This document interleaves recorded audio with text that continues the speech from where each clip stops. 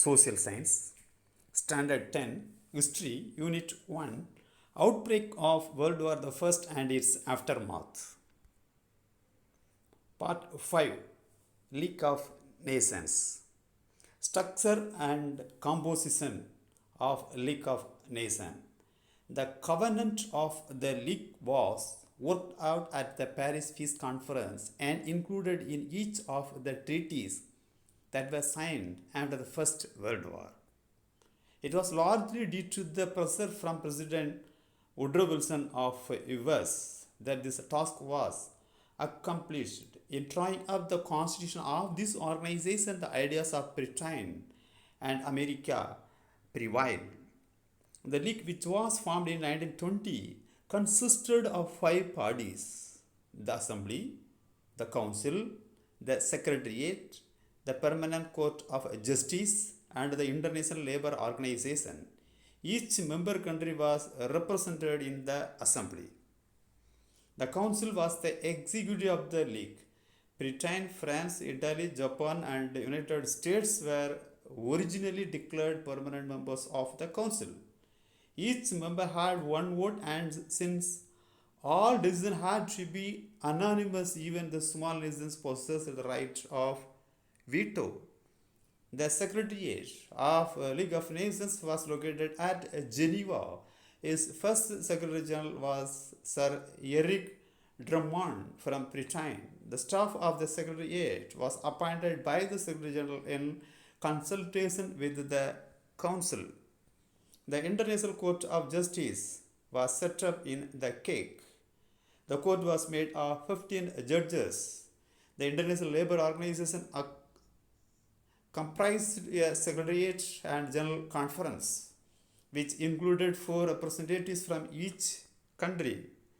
Objectives of the League. The twofold objectives of the League of Nations was to avoid war and maintain peace in the world, and to promote international cooperation in economic and social affairs. The League intended to act as conciliator and arbitrator and thereby resolve a dispute in its early stages. If war should break out despite arbitration, the members should apply sanctions to the aggressor, first economic and then military. The difficulty in achieving the objectives was increased from the beginning by the absence of 3 great powers, namely USA, Germany, and Russia. The latter 2 joined in 1926 and 1934 respectively, while Germany resigned in 1933. Russia was expelled in 1939. Activities of the League. The League was called in it to settle a number of disputes between 1920 and 1925. The League was successful in 3 issues. In 1920, a dispute arose between Sweden and Finland over the sovereignty of all islands. The League ruled that the island should go to Finland. In the following year, the League was asked to settle the frontier between Poland and Germany in Upper Silesia, which was successfully resolved by the League. A third dispute between Greece and Bulgaria in 1925. Greece invaded Bulgaria and the League ordered a ceasefire. After investigation, it blamed Greece and decided that Greece was to pay reparations. Thus, the League had been successfully until signing of the Lugano Treaty of 1925. By this treaty, Germany, France, Belgium, Great Britain, and Italy mutually guaranteed peace in Western Europe. Thereafter, Germany joined the League and was given a permanent seat on the Council. After 2 years, the US and Russia began to participate in the non-political activities of the League. Violations. One of the major problems confronting the European powers was how to achieve disarmament. In 1925, the Council of the League set up a commission to hold a disarmament conference to sort out the problem. But the proposed conference materialized only in February 1932. In this conference, Germany's demand of equality of arms with France was rejected. In October, Hitler withdrew Germany from the conference and the League. Japan attacked Manchuria in September 1931 and the League condemned Japan. So Japan also followed the example of Germany and resigned from the League. In the context of Italy's attack on Ethiopia, the League applied sanctions. As the sanctions came into effect, Italy resigned from the League in 1937. Thereafter, the League was a passive witness to events, taking no part in the crisis over the Rhineland, Austria, Czechoslovakia, and Poland. The last decisive action it took was in December 1939 when Russia was expelled for her attack on Finland. The assembly did not meet again and the League of Nations was finally dissolved in 1946.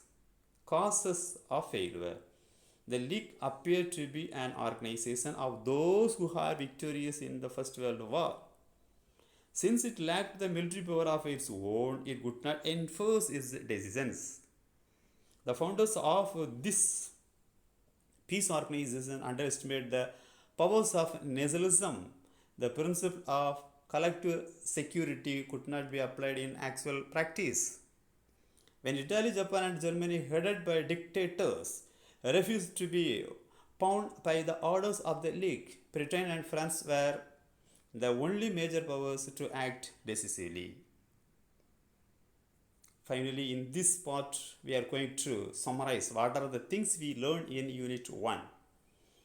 Capitalistic countries' ever-growing demand for markets and raw materials leading to scramble for colonies and the resultant clashes amongst great powers in Europe are learned in this lesson.